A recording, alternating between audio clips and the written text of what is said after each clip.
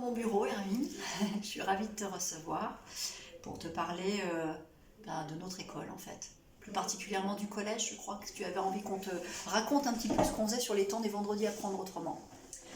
Alors ce sont des temps que je trouve absolument exceptionnels.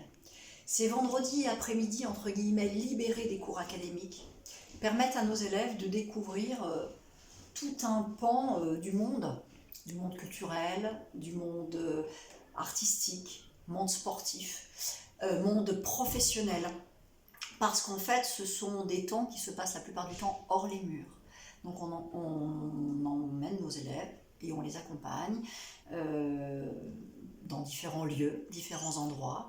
À titre d'exemple, cet après-midi, les sixièmes ils vont se rendre chez Bocuse, qui est quand même un grand nom de la gastronomie lyonnaise, je dirais même française, même presque mondiale maintenant. Et en fait, ils vont apprendre à pâtisser, ou bien à cuisiner, ou encore ils vont travailler le service des arts de la table.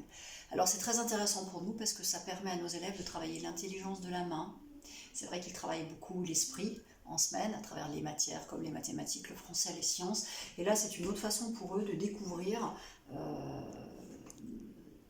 d'autres manières d'apprendre en fait. C'est une autre façon d'apprendre. Et pour moi, c'est important parce que ça fait vraiment appel aux différentes intelligences que peuvent posséder nos élèves.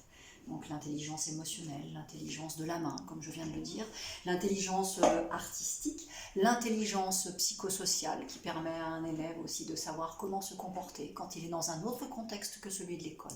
Donc ces temps-là, ils sont précieux. On a beaucoup de chance à Espérance banlieue de pouvoir l'offrir à nos collégiens parce qu'ils sont extrêmement structurants.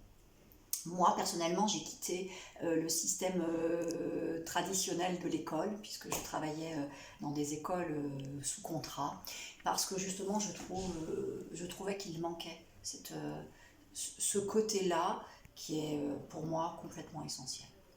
Un élève, il ne doit pas rester en classe 8 heures par jour et 5 jours par semaine sans découvrir d'autres choses. Donc on le fait, on essaye de le construire de telle manière que les élèves, lorsqu'ils ne sont pas en classe et qu'ils apprennent autrement, puissent faire le lien avec les connaissances qu'ils ont pu acquérir sur la semaine, sur les mois précédents. C'est ce qu'on appelle la transversalité des apprentissages et ça c'est vraiment très important.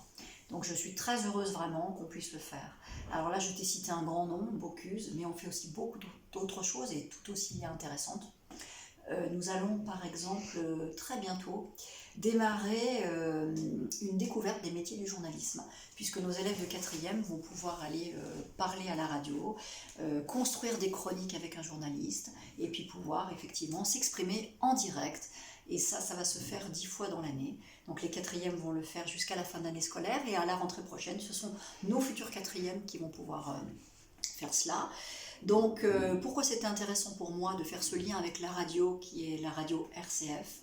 Eh bien parce qu'on travaille des compétences de français, savoir écrire, mais également savoir lire à voix haute. Et puis toutes les compétences relatives à l'élocution, comment je parle, quel bon ton je donne à ma voix. Tout ça, c'est utile dans la vie. Et si on ne le transmet pas à nos élèves, on ne leur donne pas les clés pour le faire, je pense qu'ils partent avec un petit handicap dans la vie. Donc voilà, on a tout un tas de partenariats et moi j'en suis absolument ravie.